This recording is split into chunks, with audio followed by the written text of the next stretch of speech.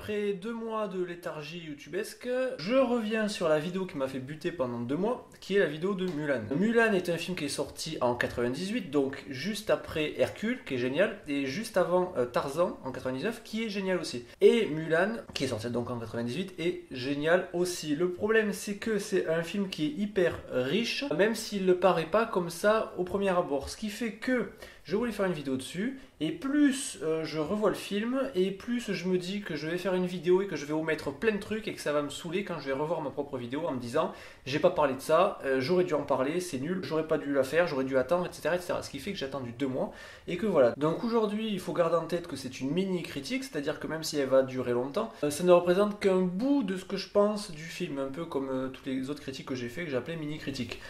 Donc comme d'habitude, je vais parler un peu des bons points et des mauvais points, et ensuite je passerai à la partie spoiler. Pour les bons points, il y a tous les bons points des films des années 90, qui est le second âge d'or du cinéma disneyen, on va dire, parce que c'est dans cette décennie qu'on a vu sortir La Belle et la Bête, Aladdin, Le Roi Lion, Pocahontas, Le Bossu de Notre-Dame, Hercule, Tarzan, donc Mulan, je crois que je l'ai tous dit. Ils traitent tous d'époques différentes, de sujets différents, ils le font parfaitement bien, la narration est hyper fluide, techniquement c'est vachement bien fait, chacun de ces films a une ambiance différente et graphiquement différent. Enfin bref, tout est bon dans ces films, il y en a qui sont meilleurs que d'autres, par exemple le Hercule, Mulan, Tarzan, je trouve qu'ils sont mieux que par exemple Pocahontas et Le Bossu de Notre-Dame, mais Le Bossu de Notre-Dame et Pocahontas restent quand même des très très bons Disney. Enfin bref, tout ça pour dire que Mulan est sorti pendant le second âge d'or de Disney, parce qu'il faut rappeler que Disney...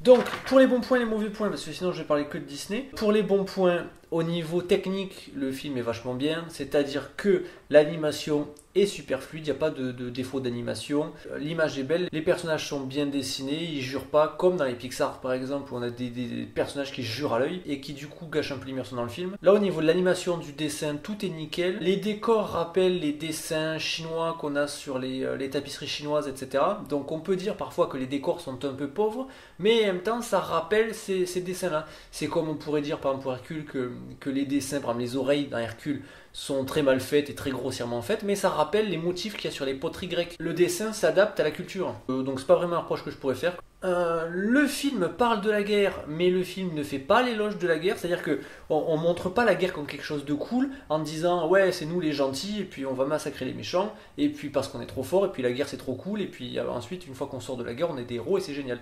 Non, le film ne fait pas du tout l'éloge de la guerre, au contraire. Donc ça c'est bien. Au niveau des messages et des valeurs, le film passe beaucoup de valeurs positives, des valeurs d'amitié, d'entraide, des valeurs de tolérance, mais quand je dis tolérance, ça ne veut pas dire tolérant n'importe quoi, comme je l'ai déjà expliqué, mais c'est tolérant ce qui est tolérable.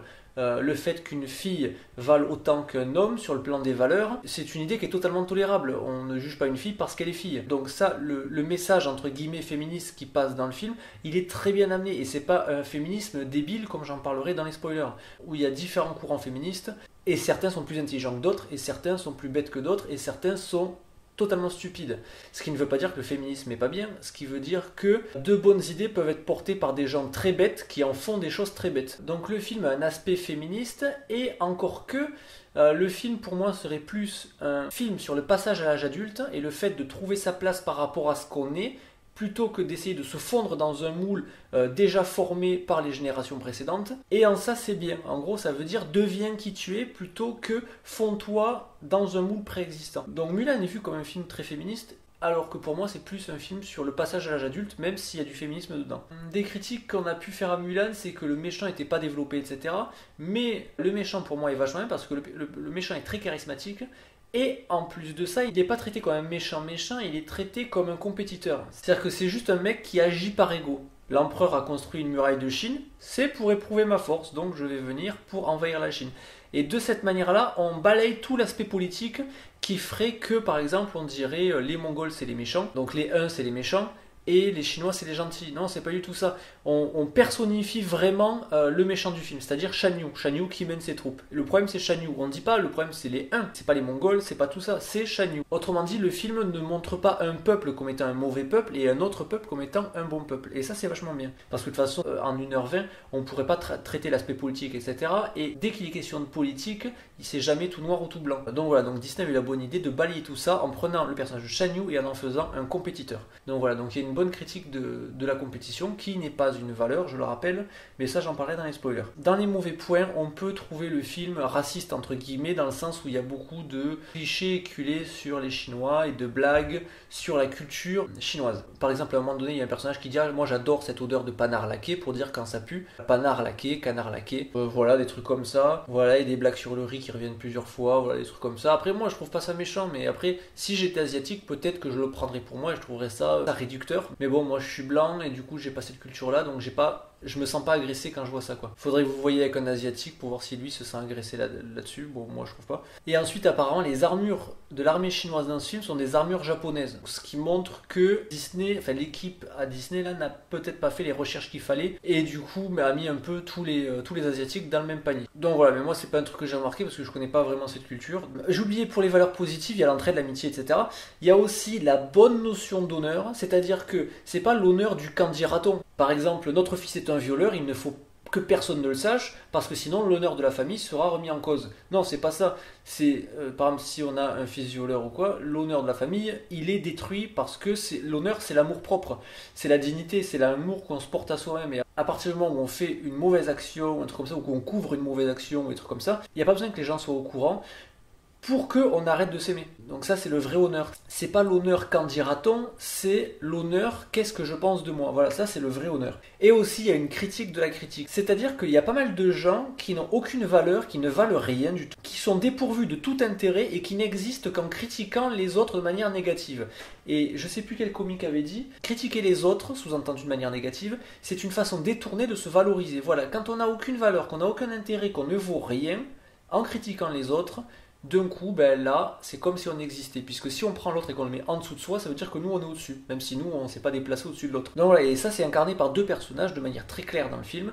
Et ça, je trouve que c'est vachement bien. Bref, pour conclure, le film est rempli de valeurs positives. Techniquement, il est vachement bien fait. Au niveau du doublage, j'ai oublié d'en parler, le doublage est vachement bien. C'est Richard Darbois qui double Shan Yu, le méchant. Méchant très imposant, très balèze, etc. Qui est vachement plus balèze que tous les autres personnages du film.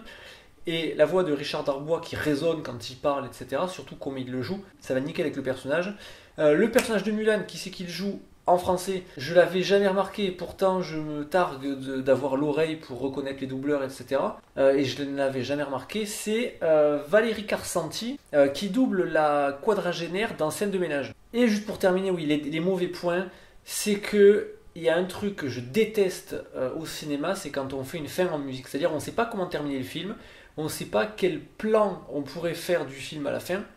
Et du coup, qu'est-ce qu'on fait? On balance une musique et ensuite on fait un petit truc musical. Et puis dans la musique, on passe au générique final. Ça, c'est un aveu d'échec en disant on savait pas comment finir. Bon, ben on finit comme ça. Et ça, je trouve ça franchement dommage. Donc voilà, ça c'est les seuls petits reproches que je peux faire au film. Mais ça me gâche pas non plus le visionnage du film. Donc le film est vachement bien. Si vous l'avez pas vu, regardez-le. La narration est hyper fluide. L'animation est bien. Les dessins sont beaux. Les messages sont bien. C'est rempli de valeurs positives.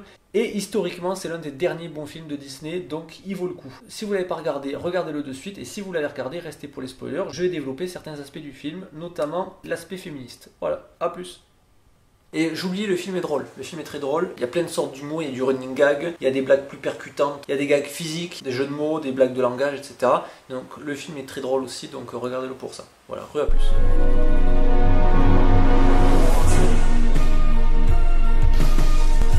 Pour les spoilers, je vais commencer par un truc, c'est que il y a toute la scène de l'attaque de Shan Yu dans la montagne qui a été plus ou moins reprise dans Le Seigneur des Anneaux. La première apparition de Shan Yu, ou dans Le Seigneur des Anneaux, on a d'abord la première apparition de Gandalf, qui est seul. Ensuite, il y a l'armée qui arrive derrière lui, et ensuite, il charge.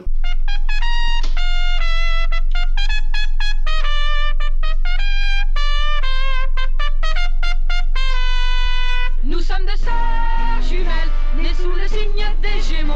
Mi fa sol la mi ré mi fa sol sol sol ré do. Toutes deux demoiselles ayant eu des amants très tôt. Mi fa sol la mi ré mi fa sol sol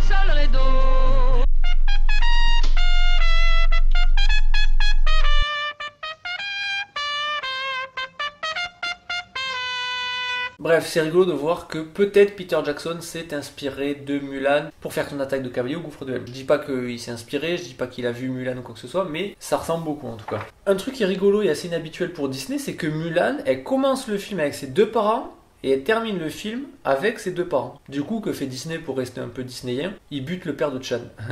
Donc ça, je trouve ça rigolo. C'est comme si les scénaristes avaient écrit les films et en cours de route, ils avaient dit mince, mais les parents de Mulan, on peut pas les tuer, il n'y a pas de logique dans l'histoire ou quoi, on peut pas les tuer.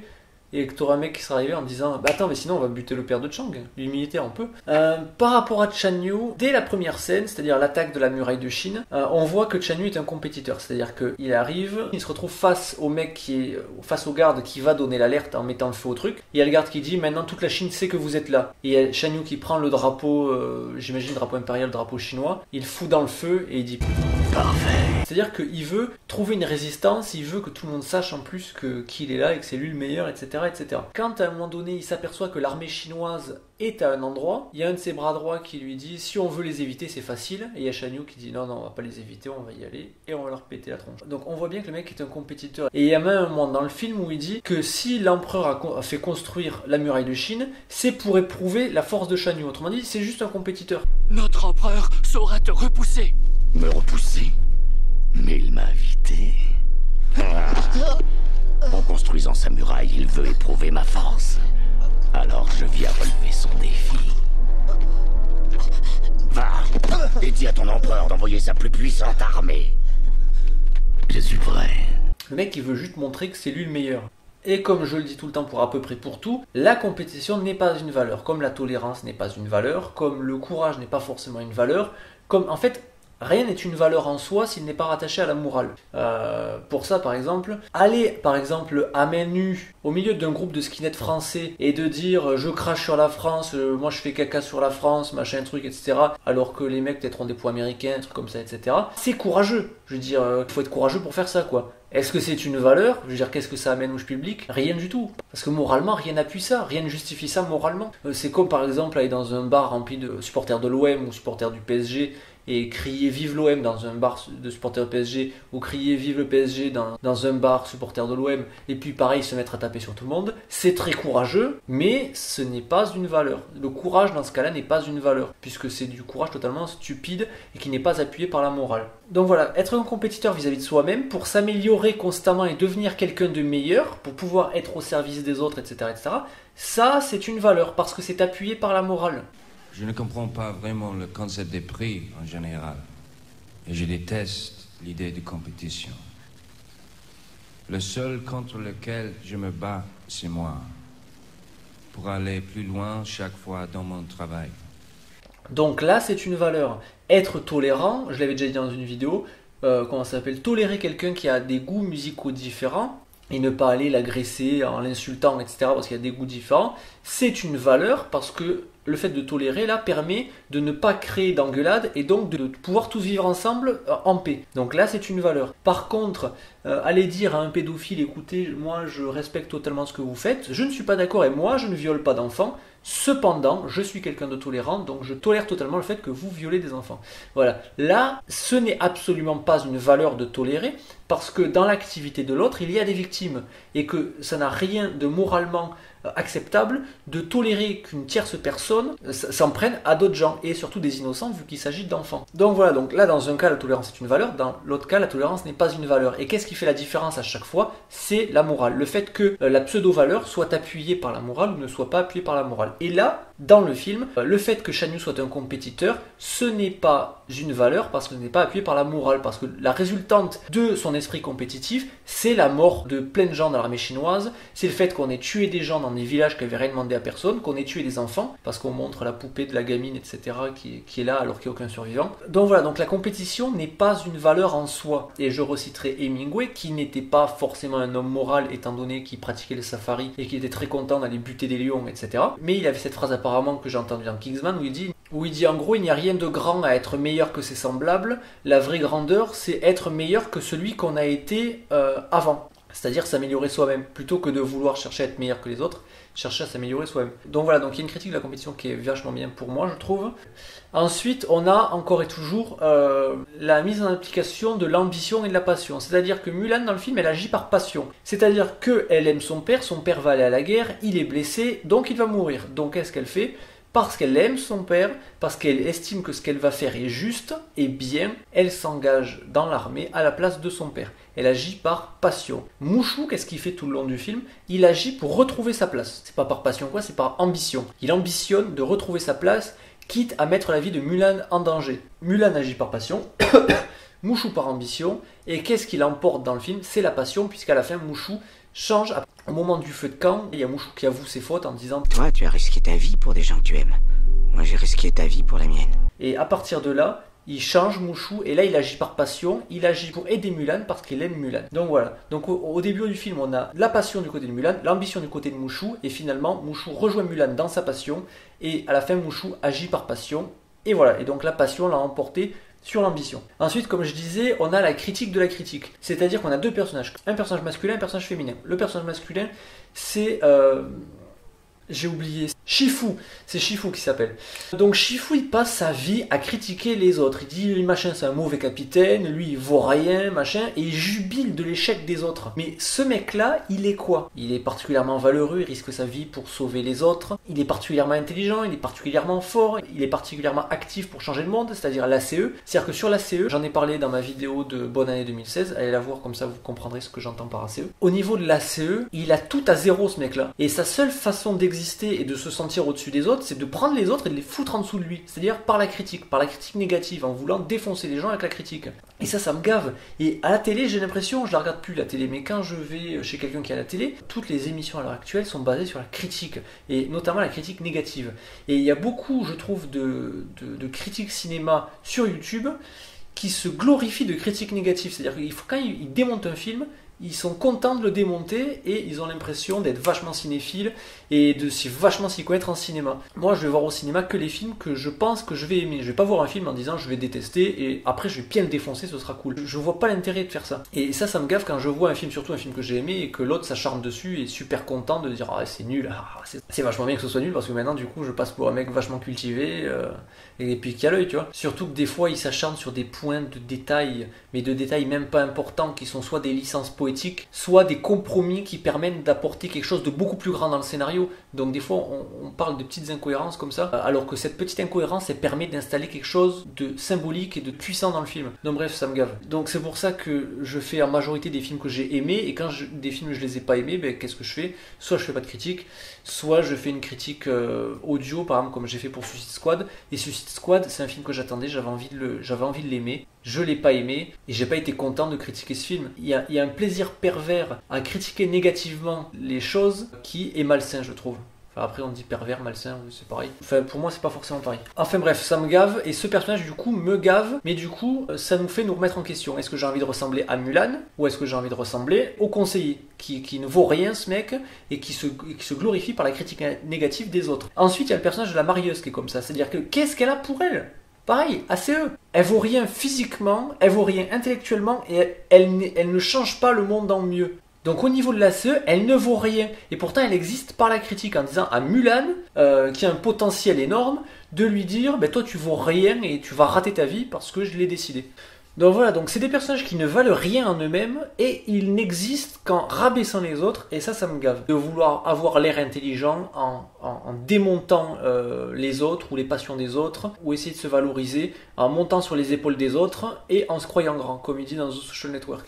Et j'adore cette phrase. Donc voilà, donc ça c'est pour la critique de la critique que je trouve vachement bien dans ce film. J'en profite pour parler de l'humour un petit peu. L'humour, si on regarde, on peut dire l'humour est omniprésent. Et en même temps, le film n'est pas une comédie parce qu'il n'y a pas... Même s'il y a des blagues tout le temps, le film repose pas sur l'humour. Le film est très dramatique en réalité. Et l'humour n'est pas forcément là pour casser la dramaturgie. À chaque fois, l'humour est bien placé et tout. Dans ce film, l'humour passe beaucoup par Mouchou. Par exemple, le moment où il dit qu'il veut être le gardien de Mulan et qu'il y a le grand ancêtre qui lui dit non, nous avons besoin d'un vrai dragon. Et puis là, il y a Mouchou qui écarquille les yeux, qui chope le grand ancêtre par la barbe, qui le ramène à lui et qui lui fait quoi ? Mais je suis un vrai dragon. Il lui fait quoi ? Mais je suis un vrai dragon! Le grand ancêtre, le mec, c'est-à-dire le chef de tous, etc., il va à le choper par la barbe et à coller sa tronche contre sa tronche pour lui dire je suis un vrai dragon. Donc ça je trouve ça rigolo. Il y a un moment aussi qui est pareil où le Mulan s'oublie un peu, c'est le moment où elle est chez la marieuse, où la marieuse prend la tasse et il y a le criquet qui est en train de se baigner dans la tasse et elle va pour boire et Mulan lui dit, elle commence en étant toute discrète en disant excusez-moi, est-ce que je pourrais peut-être, pour dire il faudrait que je la reprenne la tasse, et l'autre elle lui fait Oh, silence! encore une fois, elle rabaisse Mulan. Et il y a Mulan qui se dit il faut absolument pas qu'elle boive la tasse parce qu'il y a le criquet dedans. Donc elle commence par monter sur la table à quatre pattes. Donc déjà Mulan elle commence à s'oublier à ce moment-là. Donc ça je trouve ça marrant quand les personnages s'oublient et sortent de leur droit entre guillemets. Là elle est pas censée marcher à quatre pattes sur la table. Bon ben là elle est déjà en train de marcher à quatre pattes sur la table. Elle chope la tasse et tout en essayant d'être encore courtois et gentille, elle attrape la tasse et elle essaye de la tirer comme ça. Elle a quatre pattes sur la table. Après elle s'assoit sur ses fesses. Elle met un pied sur le ventre de la marieuse et elle tire comme ça pour pousser la marieuse et elle continue à être gentille à ce moment-là, comme si la marieuse à ce moment-là elle allait se laisser berner par le fait que Mulan soit gentille. Oui, mais la Mulan à ce moment-là elle est assise sur ses fesses sur la table en train d'essayer d'arracher la tasse à la marieuse avec un pied posé sur la marieuse. Donc voilà, comment Mulan à ce moment-là elle peut croire que... Enfin bref. Dans les running gags il y a le fait que Mushu croit tout le long du film que le cheval de Mulan c'est une vache quand il lui fait coucher la maraude. Quand autour du feu de camp, tout le monde avoue ses fautes, etc. Il y a Mushu qui se tourne vers le cheval et qui fait et toi t'es quoi, une chèvre? En gros en disant c'est quoi ta révélation, soit c'est que t'es pas une vache, c'est que t'es une chèvre. Enfin bref. Quand tu parles du cheval à un moment donné, il dit cette vulgaire vache, donc c'est rigolo. Après il y a les moments aussi dans les films au niveau de l'humour où les gens veulent montrer quelque chose ou au contraire dissimuler quelque chose, où ce qu'ils vont dire ça paraît intelligent ou fin pour eux, mais en réalité pour quelqu'un qui le regarde de l'extérieur ce n'est absolument pas fin. Je prends l'exemple de Mushu à un moment donné qui veut faire croire qu'il est hyper puissant, etc. Il s'adresse à Mulan et il dit par exemple je peux voir clair à travers ton armure, en disant qu'il voit à travers son armure, sauf que la réaction de Mulan quand elle voit ça c'est de se cacher et de foutre une baffe à Mushu quoi. Donc Mushu il veut faire le mec qui est super balèze et au final il finit en se prenant une baffe. Il y a le même genre de truc dans le film Super Hero Movie, la parodie de plusieurs films de super-héros, notamment de Spider-Man, qui parodie le dîner de Thanksgiving où il y a Norman Osborn et Spider-Man qui sont à la même table, et là il y a Norman Osborn qui comprend que Spider-Man est Spider-Man, du coup il se lève et il faut absolument qu'il parte et il donne une excuse bidon pour partir. Et cette scène elle est parodiée dans Super Hero Movie, et là d'un coup le mec il comprend que Rick c'est la libellule, l'équivalent de Spider-Man dans le film, il se lève et il fait fils il faut y aller, et là on demande pourquoi, et il fait j'ai chié dans mon pantalon, il dit. Donc pour lui c'est fin parce que ça c'est censé cacher le fait que c'est un super méchant et comme ça il conserve son identité secrète, mais pour quelqu'un qui voit l'extérieur ça paraît complètement débile. Donc ça je trouve ça rigolo quand les personnages en voulant se croire fins ou se croire subtils ou quoi, en réalité ils sortent des excuses qui sont complètement énormes. Et donc là le truc de Mushu qui dit par exemple je peux voir clair à travers ton armure, à aucun moment il pense à la conséquence, c'est-à-dire qu'il va se faire baffer par Mulan. Donc ça je trouve ça rigolo. Un moment marrant qui intègre Mushu et Shifu, c'est un moment où Mushu va voir Shifu pour le convaincre d'envoyer les soldats à la guerre pour que Mulan ait son heure de gloire. D'abord, il va aller voir le cheval pour lui dire hey, tu nous poses quelque part. Il se fait dégager, du coup, il monte un panda. Et il amène un message à Shifu. Et Shifu, quand il voit ça, il trouve ça bizarre, alors il fait qui êtes-vous? Et là, il y a Mushu qui pète un gueule, il fait excuse-moi, la question est plutôt qui es-tu? Nous sommes en guerre, pépère, il n'y a pas le temps pour tes questions stupides. Puis là, il enchaîne à Shifu, ce qui fait que Shifu, il dit plus rien. Et c'était notamment une des techniques de l'avocat Maître Vergès, qui disait pour se défendre, il faut accuser l'accusateur, montrer que l'accusateur n'est pas tout blanc et que l'accusé n'est pas tout noir, et du coup ça répartit les forces. Et donc en gros la meilleure défense c'est l'attaque entre guillemets. Et là c'est ce que fait Mushu. Enfin c'est totalement normal de trouver ça bizarre qu'il y ait un mec où on voit pas son visage qui est en train de monter un panda et qui soi-disant amène un ordre du palais, et là Mushu qui pète un cap. Excuse-moi, la question est plutôt qui es-tu? Il n'y a pas de qui es-tu, tu lui apportes un message, tu sais très bien qui il est vu que tu lui apportes le message. Enfin bref. Après, s'il faut, vous trouverez pas ça marrant, mais bon, moi je trouve ça marrant.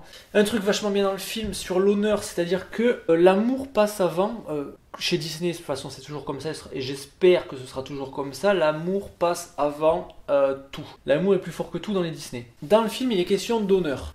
Au début du film, Mulan se plante. Elle va voir la marieuse pour être mariée, etc., etc. Pour l'honneur de sa famille et tout. Comme il dit dans la chanson au début, l'honneur d'une famille se mesure quand la fille se marie. Et la marieuse dit que Mulan est nulle, qu'on la mariera jamais, etc., etc. Donc à ce moment-là, le père pourrait être très déçu par sa fille et donc en gros dire tu as déshonoré la famille, etc. Sauf qu'il sait que sa fille a de la valeur, il sait que sa fille est une personne bien, donc il n'est pas question pour lui de l'engueuler. Et quand elle est triste parce qu'elle pense avoir déshonoré sa famille, elle est assise sur un banc sous un arbre, et là il y a le père qui arrive et à la place de lui dire tu as déshonoré la famille, etc., à la place, il dit rien dans un premier temps, il garde le silence, et après il voit un bourgeon sur l'arbre, et il lui dit tiens regarde, tu vois, il y en a une cette année qui est en retard, mais je suis sûr que quand elle éclora, ce sera la plus belle de toutes. Qui est une manière de lui dire, c'est une façon de dire, tu n'as pas trouvé ta place là, mais quand tu auras trouvé ta place, tu seras la plus merveilleuse. Et c'est une façon de dire, je t'aime toujours et tu ne m'as absolument pas déshonoré et je t'aime encore. Mulan donc après s'engage dans l'armée, etc., et elle revient à la fin du film en ayant sauvé la Chine, l'empereur, etc.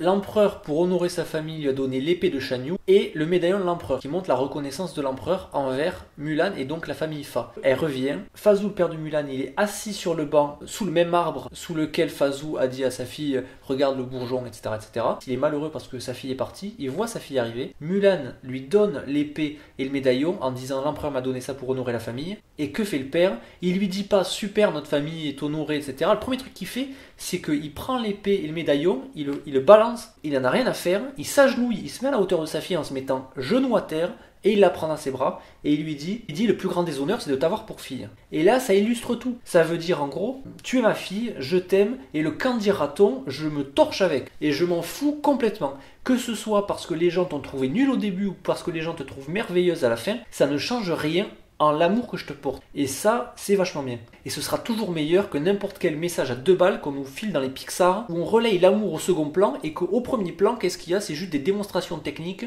et quasiment rien de plus. Évidemment, si vous n'êtes pas d'accord sur Pixar, je propose qu'on fasse des débats en live. Ce que je voulais faire, mais je vais faire une vidéo d'annonce là-dessus, où on pourra parler de ça, etc., si vous n'êtes pas d'accord. Il me reste pas beaucoup de temps, donc je vais parler vite fait du féminisme dans ce film, c'est-à-dire que Mulan ne trouve pas sa place. Au début du film, on la maquille, on la travestit quasiment, dans le sens où, pas en changement de sexe, mais par rapport au fait que quand elle est maquillée, quand elle n'est pas maquillée, c'est pas du tout la même personne. Donc on la déguise complètement pour lui dire voilà ce que tu dois être en tant que fille. Ensuite, elle se travestit elle-même pour rentrer dans l'armée. Elle ne trouve pas forcément sa place vu qu'elle est rejetée parce que c'est une fille. Et à la fin du film, la fin est une fin ouverte en disant voilà, est-ce qu'elle va éventuellement continuer dans l'armée? Est-ce qu'elle va se marier et avoir un rôle de femme, etc. La fin est ouverte. En gros, ça veut dire, voilà, il y a eu les deux. Elle n'a plus ou moins pas trouvé sa place dans aucun des deux, parce que dans les deux cas, c'est du mensonge. Le fait de se maquiller comme ça, où elle n'est plus elle-même, c'est du mensonge. Et le fait de se faire passer pour un homme pour être dans l'armée, c'est un mensonge aussi. Autrement dit, à la fin, elle est elle-même. Et maintenant, son avenir, il y appartient et elle en fera ce qu'elle veut. Donc ça, c'est vachement bien. Fin ouverte.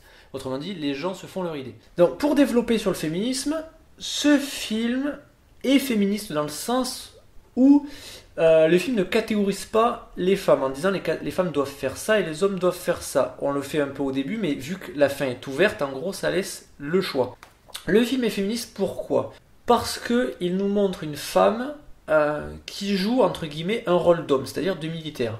Et qu'à partir de là, du coup, inconsciemment, ça ouvre de nouveaux horizons pour les petites filles qui vont le regarder. Faire un film en revendiquant le rôle féministe, etc., on ne fait que créer un mouvement militant. On ne crée pas de nouveaux horizons inconscients. Ce que va faire Wonder Woman, par exemple, dans l'univers d'ici, est vachement bien. Pourquoi? Parce que les petites filles qui vont voir ça, inconsciemment, elles vont se dire...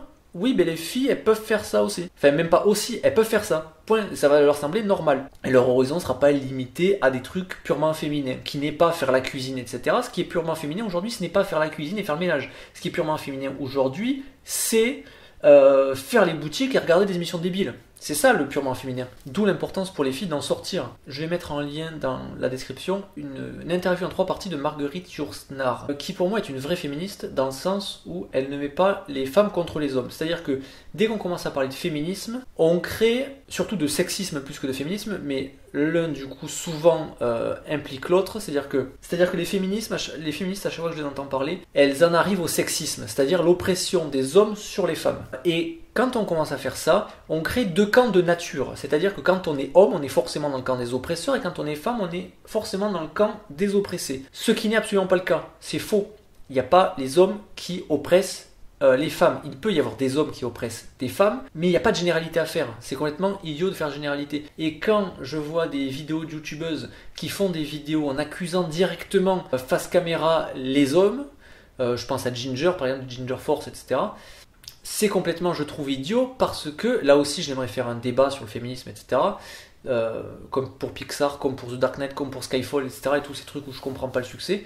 à chaque fois, elle accuse les hommes. Par exemple, quand elle fait une vidéo sur le féminisme et elle dit voilà plusieurs trucs pour éviter le harcèlement de rue. Et là, qu'est-ce qu'elle se met à faire? Elle se met à dire quand vous voyez une fille passer, ne la sifflez pas. Quand vous voyez une fille passer, ne l'interpellez pas méchamment, etc. Blablabla. En gros, elle donne des conseils aux hommes. Mais ce qu'elle ne comprend pas, c'est que les hommes qui font ça, premièrement, ne regardent pas ces vidéos. Ils sont sûrement en train de regarder des clips de rap en ce moment. De rap bas du front, je parle. Et pas de regarder ces vidéos. Probablement, les gens qui regardent ces vidéos culturelles ne sont pas les mêmes gens qui abordent les filles dans la rue de manière complètement balourde.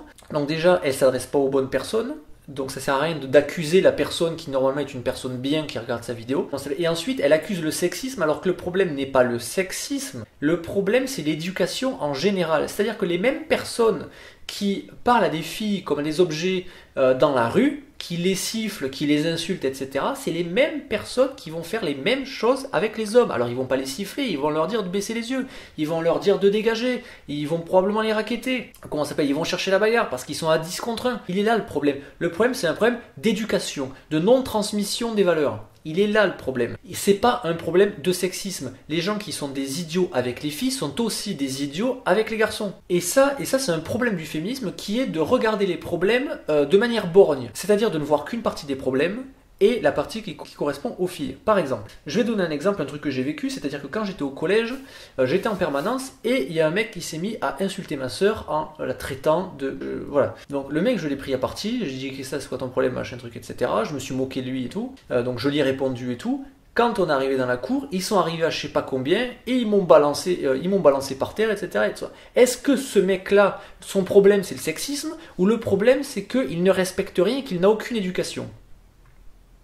Le problème, c'est l'éducation en général. Il n'a pas insulté ma sœur parce qu'il était sexiste, parce qu'il considérait que comme c'était une fille, il pouvait l'insulter, etc., comme il voulait. C'est pas ça. Le problème, c'est que ce mec-là n'a aucune éducation et par conséquent, tout ce qu'il estime plus faible que lui, il va s'en prendre à lui. Alors ce sera une fille parce qu'il estime qu'elle est plus faible que lui, ou ce sera un garçon quand il sera à 10 contre 1, ce sera ce genre de truc. Donc il faut revoir l'éducation de manière large. Parler uniquement de sexisme à des gens qui ne respectent rien, on va pas les éduquer sur le sexisme. Donc ça sert à rien de taper sur les garçons en général, c'est une minorité des garçons qui font ça et c'est une minorité qui ne respecte rien. Donc arrêtons de parler des hommes comme des oppresseurs, c'est tout le monde qui est victime d'une minorité débile qui ne respecte rien. Voilà, parce qu'ils n'ont pas été éduqués. C'est tout. C'est pas un problème de sexisme. Donc ça c'est par rapport au harcèlement de rue, etc., comme on l'appelle, etc., etc. Mais le problème du sexisme et du féminisme ne s'arrête pas là. Il y a beaucoup d'autres sujets, mais qu'il faudra approfondir dans un débat. Je vais juste dire d'autres trucs. Dans le fait de voir qu'une seule partie des problèmes, combien de fois j'ai entendu dire que Blanche-Neige était un film sexiste? Parce que on montre une Blanche-Neige qui est toute joyeuse de passer le balai, qui est toute joyeuse de servir les nains, etc., qui sont des hommes. Donc on nous dit que ça essaye de montrer aux petites filles que faire le ménage, etc., faire la vaisselle et faire à manger, c'est vachement bien, que c'est comme ça qu'elles vont s'épanouir. Ok. Et c'est quoi leur boulot aux nains dans le film? C'est des mineurs. Et qu'est-ce qu'ils font quand ils minent? Ils chantent. Et ils sont tout contents. Le film n'est pas un film sexiste, c'est un film joyeux. C'est juste un film joyeux qui est sorti à l'entre-deux-guerres, qui est sorti après la crise de 29, où les gens avaient besoin de voir des choses joyeuses. Et le film a été un énorme succès parce qu'il était joyeux, que ce soit autant du côté des filles que du côté des garçons. Est-ce que travailler à la mine, c'est un boulot qui est super chouette? J'ai jamais travaillé à la mine, mais je suis persuadé que si on demande à des gens qui ont travaillé à la mine, ils vont vous dire qu'ils préfèrent largement travailler dans un bureau ou faire le ménage plutôt que travailler à la mine. Donc dire que Blanche-Neige est un film sexiste parce qu'on montre une Blanche-Neige joyeuse en train de passer le balai, c'est aussi stupide que de dire que Blanche-Neige est un film anti-homme parce qu'il montre des garçons joyeux. C'est aussi stupide. Donc c'est ça le truc, c'est de voir le monde et de ne voir que la partie où c'est les femmes qui sont soit oppressés, soit maltraités ou quoi que ce soit, ou dans le même temps les hommes c'est pareil. Donc c'est ça qui me saoule un peu avec les pseudo-militants féministes. Le vrai fond du féminisme, c'est de faire en sorte que les femmes et les hommes aient les mêmes droits. Ça c'est la vraie utilité du féminisme. Maintenant, voir des problèmes qu'il y a dans le monde, ignorer les problèmes qu'ont les hommes, ne parler que des problèmes qu'ont les femmes et dire voilà le monde du coup est un monde sexiste, est un monde sexiste, patriarcal comme je l'entends tout le temps, sans que les gens comprennent ce que signifie patriarcal, ça me saoule. Alors ça me saoule pour plusieurs raisons, parce que ceux qui parlent de féminisme de manière débile, pas de manière intelligente mais de manière débile comme ça, c'est souvent des personnes qui ne réfléchissent pas énormément lorsque leur réflexion sort des sentiers battus, c'est-à-dire de la pensée dominante. Par exemple, Najat Vallaud-Belkacem, sur l'égalité des sexes, etc., avait dit qu'on devrait encourager les petits garçons donc à jouer à garder les bébés, à faire la cuisine, etc. Donc là, j'ai pas de souci. Et elle a dit aussi qu'il n'y avait pas de mal à encourager les filles à jouer à la guerre. Mais la guerre, c'est pas bien en fait. Donc je vois pas ce qu'il y a de progressiste à faire en sorte que les filles jouent à la guerre. Et donc à accepter l'idée de guerre. Et donc après à accepter du coup l'oppression de peuples riches, parce que c'est comme ça que ça se passe actuellement, de peuples riches sur les pays pauvres pour piller leurs ressources. Voilà, installer l'idée que la guerre c'est vachement bien quand t'es petit, que ce soit garçon ou fille, c'est pas bien dans les deux cas. Donc dans un souci d'égalité de dire il faut encourager les filles à jouer à la guerre comme les garçons, non, ça c'est idiot, c'est de l'égalitarisme à 2 balles. Ce qu'on devrait faire au contraire, c'est faire en sorte que les garçons jouent un peu moins à la guerre. Voilà, là ce serait progressiste. Pas de faire en sorte que les filles aient les mêmes vices que les garçons. Ensuite il y a beaucoup de féministes, la majorité, qui ne comprennent rien à la convergence des luttes. Par exemple, un principe du féminisme, c'est de dire mon corps m'appartient. Je suis totalement d'accord avec ça, et le corps de chacun appartient à celui qu'il possède. C'est-à-dire que votre corps vous appartient, mon corps m'appartient, je fais ce que je veux avec mon corps, vous faites ce que vous voulez avec votre corps. Voilà. Mais le problème, c'est que la majorité des féministes, et des gens en général, considèrent que leur corps leur appartient, ainsi que le corps de tous les animaux. C'est-à-dire que moi, mon corps m'appartient, si je n'ai... admettons que je sois une fille. Mon corps m'appartient, si je ne veux pas donner le sein à mon enfant, je ne donne pas le sein à mon enfant. Je fais ce que je veux avec mon corps, et ça, j'y reviendrai. Mais du coup, je vais donner à mon enfant du lait maternisé fait à base de lait de vache. C'est-à-dire que le corps de la vache ne lui appartient plus. C'est moi qui décide qu'on va lui prendre son lait pour donner à mon enfant parce que moi j'ai pas voulu lui donner mon lait. Alors que ce qui est le mieux pour mon bébé, c'est justement mon lait et pas le lait de la vache, même si on l'a maternisé derrière, parce qu'il n'y a pas tout ce qu'il faut dans le lait maternisé. Donc voilà, le fait de considérer que mon corps m'appartient ainsi que le corps de la vache que je vais manger, de la poule que je vais manger, eux, leur corps ne leur appartient pas. Et c'est ça qui me gave, c'est parce que en fait ça c'est une réflexion de bourgeois, c'est une réflexion de dominateur. C'est-à-dire que je me place par exemple là en tant que femme, les hommes, je dis que les hommes sont là au niveau des droits, etc. Et puis là en dessous il y a les pauvres, les animaux, etc. etc. Et bien en gros, je vais dire, moi aussi je dois être là, c'est complètement dégueulasse, je dois être au même niveau que les hommes, voilà. La logique voudrait que ceux qui sont en dessous, on dise, eux aussi on se batte pour eux aussi et dire, voilà, ils sont au même niveau que nous aussi, on n'a pas à les persécuter. Mais la majorité des féministes, c'est pas le cas. C'est juste de dire, moi, mon petit nombril, je veux qu'ils soient au même niveau que les hommes. Et tout ce qui est en bas, j'en ai rien à faire. Et ça, je parle du féminisme, mais c'est pareil avec le racisme, etc. Combien de fois j'ai discuté avec soit des Arabes, soit des Noirs, avec une Chinoise, avec des homosexuels, qui pareil disent, le racisme c'est dégueulasse, je veux être au même niveau que les blancs, je veux qu'on me considère pareil.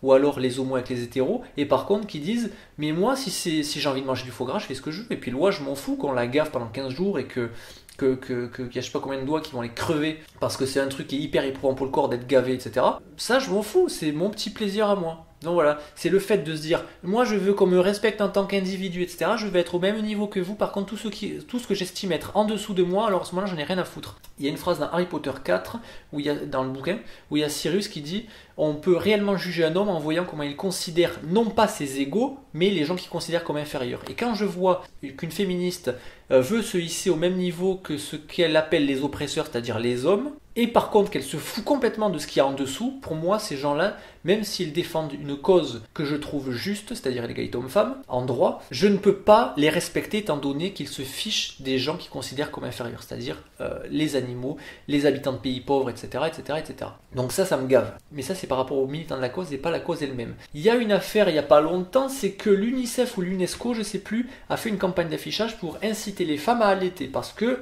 l'allaitement est meilleur pour les enfants que le lait de vache maternisé. Déjà, il faut savoir que les biberons qu'on nous donne gratuitement à la clinique sont des offrandes de l'industrie laitière pour justement faire en sorte que les mamans s'habituent à donner le biberon plutôt que le sein et que du coup après elles payent plutôt que de donner leur sein qui est gratuit et donc qui ne rapporte rien à l'industrie. Déjà ça faut le savoir. Donc l'UNICEF ou l'UNESCO, je sais plus, a fait une campagne d'affichage en disant que c'était meilleur pour l'immunité du bébé, que c'était meilleur pour sa croissance, que c'était meilleur au niveau intellectuel. C'est-à-dire qu'il y a des trucs qu'il y a dans le lait de maternité, je sais plus lesquels, qui favorisent le développement du cerveau qu'il n'y a pas dans le lait de vache même maternisé. Donc voilà, donc l'affiche disait tout ça. Et la réaction de groupes féministes qui disent « Notre corps nous appartient, ok, le lait maternel est meilleur pour la santé du bébé, mais si j'ai pas envie de donner le sein, c'est mon choix et il faut le respecter parce que mon corps m'appartient. » À partir du moment où tu décides de faire un bébé, tu dois faire en sorte de lui donner le meilleur. C'est juste une histoire de responsabilité. Quand tu donnes la vie à un enfant, tu te dois de lui apporter la meilleure vie possible. Et si lui donner la meilleure vie possible te gêne un petit peu, c'est pas un problème. Tu dois prendre sur toi pour lui apporter le meilleur pour lui. C'est toi qui l'as fait venir au monde, pas le contraire. Et quand je dis toi, c'est pas la fille, c'est la fille et le garçon, évidemment. Et l'argument qui est souvent mis en opposition à ça, de dire non à l'allaitement, c'est pour dire ouais, mais du coup, c'est la femme qui lui donne à bouffer tout le temps et l'homme il fait plus rien. Ce qui est totalement débile parce que la répartition des tâches peut changer pendant que la femme donne le sein. Je veux dire, qu'est-ce qui empêche de faire en sorte que la femme qui donne le sein fasse moins de choses et que l'homme fasse plus de choses pour pouvoir équilibrer ça. Ça ne veut pas dire que le garçon ne va plus donner le biberon et qu'en échange il va rien faire d'autre. Voilà, on peut répartir les tâches de manière plus équitable en prenant en compte le fait que la femme donne le sein. Donc voilà, donc la cause féministe est très bien, c'est-à-dire que l'égalité de droit entre les hommes et les femmes, elle doit exister, enfin de droit où les hommes et les femmes sont égaux évidemment. Ce serait complètement stupide de voter une loi pour autoriser l'avortement des hommes, sachant que les hommes ne peuvent pas tomber enceintes, ce serait complètement stupide. Donc je parle de droit logique. Donc la cause est juste, par contre les gens qui la défendent, en grande majorité, sont soit dans une logique de dominateur, c'est-à-dire que les gens qui défendent ça veulent se hisser au même niveau que ceux qu'ils identifient comme oppresseurs, et se fichent de tout ce qu'ils estiment en dessous d'eux. Et ensuite ont une lecture des problèmes du monde complètement biaisée par le fait qu'ils voient tout à travers le prisme du féminisme, c'est-à-dire que on voit les problèmes des femmes et on ne voit pas les problèmes des hommes qui sont bien souvent les mêmes. Je respecte le combat féministe, je ne respecte pas tous les pseudo-intellectuels qu'ils défendent. Et quand je dis les pseudo-intellectuels, c'est les donneurs de leçons féministes qui ne réfléchissent pas plus que ça et qui ne sont pas cohérents dans leurs convictions et qui, je trouve, ont la même logique d'oppresseurs, sauf que quand ils se sentent opprimés, ils veulent être dans le camp des oppresseurs et pas dans le camp des opprimés. Et ce qui est bien dans Mulan, c'est que ça n'a pas un côté militant, c'est-à-dire que Mulan va à la guerre pour sauver des gens qu'elle aime, pour que son père ne meure pas à la guerre, voilà pourquoi elle part à la guerre, et elle parle pas à la guerre en disant « Attends, je suis une femme, j'ai autant le droit d'aller mourir sur un champ de bataille en tenant mes tripes à la main après m'être fait éventrer par Shan Yu, j'ai autant de droit qu'un homme, je trouve ça dégueulasse que les hommes meurent par millions au champ de bataille et que nous, les femmes, on soit obligés de faire la manger à la cuisine en attendant que l'homme rentre à la maison. C'est totalement dégueulasse, c'est une inégalité de droit, et puis voilà. Si Mulan avait fait ça dans le film, le film aurait été débile. Mulan ne fait pas ça dans le film, elle fait ça pour sauver des gens, elle fait ça par amour, et donc là, c'est vachement bien. Donc voilà, donc pour conclure, le film idéologiquement est vachement bien. Je terminerai sur ma blague préférée du film, qui est le moment où Mulan s'entraîne, et il y a Chang qui envoie 3 pommes en l'air, il sort 3 flèches de son carquois, il tire, les 3 flèches passent à travers les 3 pommes, et viennent se planter dans un arbre dans 3 ronds. Et Mulan doit s'entraîner, elle n'y arrive pas, et il y a Mushu qui arrive, enfin c'est pas des pommes, c'est des grenades ou un fruit comme ça. Il y a Mushu qui arrive, qui prend le fruit, qui le plante sur la flèche, et qui le file à Mulan. Et Mulan elle est comme ça avec son arc, et il y a Chang qui arrive, qui voit ça, que le fruit est déjà planté dans la flèche avant qu'elle tire. Et Mulan qui va pas aller expliquer, non mais c'est pas moi, en fait j'ai un petit dragon qui a planté ça, etc. Elle sait que si elle dit la vérité, de toute façon elle sera pas crue, et du coup elle sait pas quoi faire, et du coup elle se met juste à sourire, elle fait i. Et puis, la manière de dire, voilà, c'est bon, l'explication va bien, ça passe là mon explication. Donc ça c'est la meilleure blague du film. Et je trouve que le film est trop marrant. Il est marrant, il est idéologiquement génial, on le regarde, on finit plus intelligent après l'avoir vu. C'est un des meilleurs Disney, donc regardez-le. Et montrez-le à vos enfants si vous avez des enfants. Et voilà, c'est un super film. Et si vous n'êtes pas d'accord sur ce que j'ai dit sur le féminisme, je vous invite à mettre dans les commentaires le fait que vous n'êtes pas d'accord. Inutile de m'expliquer ce que vous voulez dire, etc., etc., etc. Parce que les dialogues par commentaire sont souvent des commentaires stériles. Parce que quelqu'un avance une idée A, l'autre dit une idée B qui n'a pas grand-chose à voir avec l'idée A, l'autre continue à expliquer son idée A, l'autre continue à expliquer son idée B, et il n'y a pas de réel échange. Donc la meilleure façon d'échanger, c'est directement, par voix et en se voyant. Donc pour ça, je propose de faire des lives où si vous n'êtes pas d'accord avec ce que je dis, on débat de ça, on se prend 1 heure, 2 heures, on en parle et ce sera vachement plus constructif. Donc si vous n'êtes pas d'accord, inutile de m'expliquer dans les commentaires, dites-moi que vous voulez faire un live avec moi, on en fera un ensemble et on s'expliquera de vive voix. Donc voilà, à plus.